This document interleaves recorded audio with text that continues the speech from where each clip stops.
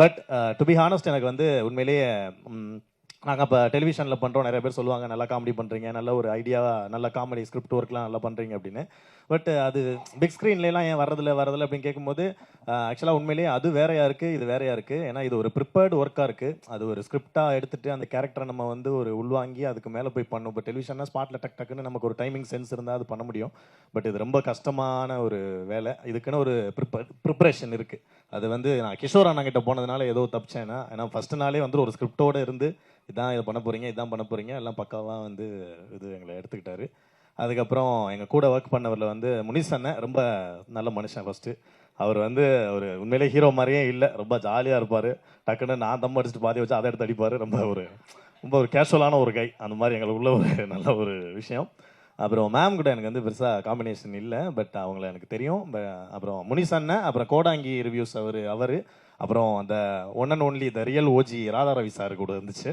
ஏன்னா அவர் தான் எங்கள் எல்லாரையுமே வந்துட்டு செம்ம ஃபன் பண்ணார். எங்களுக்கு ஒரு 11 நாள் ஒரு 12 நாள் அவர் கூட ரொம்ப ஜாலியாக இருந்துச்சு. ஏன்னா யாரையுமே கலாய்ச்சிக்க மாட்டோம், பட் அவர் வந்தாருன்னா செட்டில் எல்லாரையும் கலாய்ப்பார். சுதர்சன் சார்லாம் வச்சு வாங்குவாப்புல வேற லெவலில்.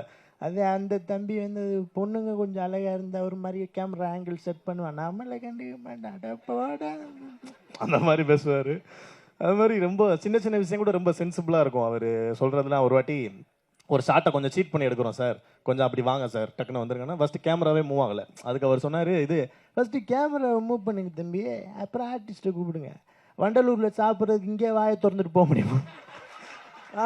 மிரண்டுட்டேன் நான். என்னடா மனுஷன், என்னடா இப்படி ஒரு ஸ்கில்லான ஒரு எப்பேற்பட்ட ஒரு பஞ்சை வந்து அசால்ட்டாக அடிக்கிறாரு. ஸோ அவர் கூடலாம் ஒர்க் பண்ணது நிறைய எனக்கு வந்து ரொம்ப நல்ல ஒரு எக்ஸ்பீரியன்ஸாக இருந்தது. அப்புறம் கோடாங்கி ரிவ்யூ சார், அவர் நிறைய ஹெல்ப் பண்ணார். அப்புறம் வந்து இவங்க இது பூர்ணேஷ், ஐயோ அது வேறு அப்படி சொல்லக்கூடாது, ஜெயம் ரவி சார் கூட ரவி மோகன் சொல்லாமல் விட்டலாம். இவரை வந்து இப்போ தேவ் அப்படின்னு தான் சொல்லணும். So Dev sir and Durai sir DD combo. ஜென்ரலாக ஒரு டிடி காம்போனா வந்து குடிக்கிறவங்கள பிடிப்பாங்க, இவங்க நடிக்கிறவங்கள பிடிக்கிறாங்கன்னு நினைக்கிறேன். ஸோ அற்புதமாக அந்த வகையில் எங்களுடைய இந்த க்ரூ வந்து ரொம்ப சந்தோஷமான ஒரு டீம். அவங்க கூட அந்த அந்த இது ப்ரொமோஷன் அப்போ தான் நான் அவங்கள மீட் பண்ணுறதுக்கு வாய்ப்பு கிடைச்சது. 2 பேருமே ரொம்ப ஸ்வீட், ரொம்ப ஜாலியாக பழகுனாங்க. ஓவராலாக படத்தை பற்றி சொல்லணுன்னா வந்து அதான் மிடில் கிளாஸ், அதுக்கு ஏற்ற மாதிரி விஷயம் இருக்கும். அது இல்லாமலும் ரொம்ப இன்ட்ரெஸ்டிங்காக வித்தியாசமாக செகண்ட் ஹாஃப்லாம் நிறைய சுவாரஸ்யமான விஷயங்கள்லாம் இருக்கும். ஸோ பாருங்கள்,